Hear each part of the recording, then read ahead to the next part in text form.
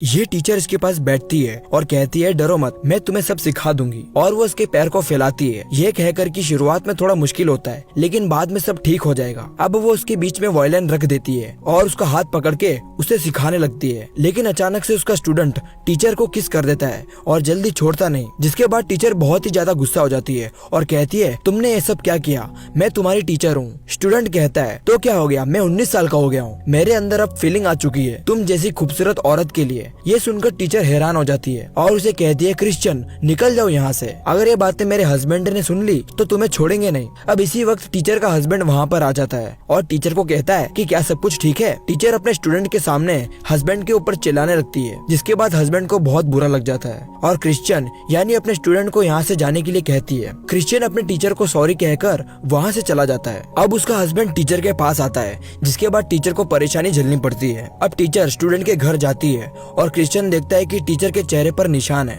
ये देखकर वो उसके हस्बैंड को मारने के लिए जाता है लेकिन टीचर उसे रोक देती है और कहती है कि मैं वो सब नहीं चाहती हूँ। और अब ये दोनों एक दूसरे के क्लोज आते हैं। इसी दौरान कोई दरवाजा खोलता है और एक क्रिश्चियन की मॉम होती है। उसकी मॉम नीचे देखती है तो वहाँ पर कई सारे सामान नीचे गिरे होते हैं। तो क्रिश्चियन पे वो भड़क जाती है और अंदर देखती है कि कोई लड़की खड़ी है। वो पूछती है कि तुम कौन हो। क्रिश्चियन कहता है कि वो मेरी टीचर है। टीचर पीछे मुड़ती है तो उसकी मॉम चौंक जाती है और क्रिश्चियन को कहती है कि तुमने मुझे पहले क्यों नहीं बताया, तुम्हारी टीचर तो मेरी कॉलेज की बेस्ट फ्रेंड है। उसकी मॉम टीचर के गले लग जाती है तो वो देखती है कि टीचर के चेहरे पर निशान है। वो इसके बारे में पूछती है, टीचर बताने से मना कर देती है और जाने लगती है। उसकी मॉम टीचर को रोक देती है और चेयर पर बिठाती है और क्रिश्चियन को जाने के लिए कहती है। क्रिश्चियन कहता है कि मैं कोई बच्चा नहीं हूँ, फिर भी उसकी मॉम उसे स्ट्रिक्टली यहाँ से जाने के लिए कहती है। टीचर क्रिश्चियन को देख रही थी। अब उसकी मॉम एलेना यानी टीचर से पूछती है कि ये सब एलियट ने किया है क्या। एलेना नहीं बताती, उसके आंख से आंसू आ रहे थे। एलेना कहती है कि मुझे यहाँ से जाना चाहिए। फ्रेंड होने की वजह से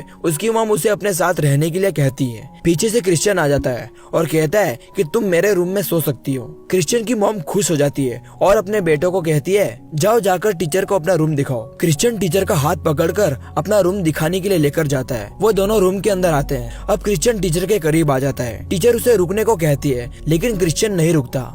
बाहर से उसकी मॉम दरवाजा खटखटाती है जिसकी वजह से क्रिश्चियन को बहुत गुस्सा आ जाता है। टीचर दरवाजे के पीछे छुप जाती है। अब क्रिश्चियन दरवाजा खोलता है तो उसकी मॉम एलेना के बारे में पूछती है। क्रिश्चियन कहता है कि वो नहाने को गई है। उसकी मॉम कहती है कि मैं तुम्हारे रूम को साफ कर देती हूँ। तो क्रिश्चियन मना कर देता है और कहता है कि मैं खुद साफ कर लूंगा। उसकी मॉम को गुस्सा आ जाता है और कहती है कि ये मेरा घर है और मैं फैसला लूंगी कि कौन क्या करेगा। क्रिश्चियन कहता है कि थोड़ा सब्र कर लो और वो दरवाजा बंद कर देता है। वो चिल्लाकर कहने लगता है कि मेरी मॉम मुझे छोटा बच्चा समझती है। अब टीचर क्रिश्चियन के पास आती है और कहती है कि तुम्हारी मॉम तुमसे बहुत ज्यादा प्यार करती है। क्रिश्चियन कहता है कि नहीं, वो मुझे परेशान करती है। तो टीचर कहती है कि तुम अपनी मॉम को दूर नहीं कर सकते। क्रिश्चियन कहता है कि तुम मुझे अपने आप से दूर क्यों कर रही हो। वो कहती है क्योंकि ये गलत बात है, अगर हम साथ में रहेंगे मेरा हस्बैंड मुझे कभी अपने से दूर नहीं करेगा और तुम्हारी मॉम भी तुम्हें कभी अपने से दूर नहीं करेगी। क्रिश्चियन बोलता है क्या तुम सच बोल रही हो, और वो उसके करीब आकर उसे किस कर देता है। पीछे से उसकी मॉम ये सब देखकर हैरान हो जाती है।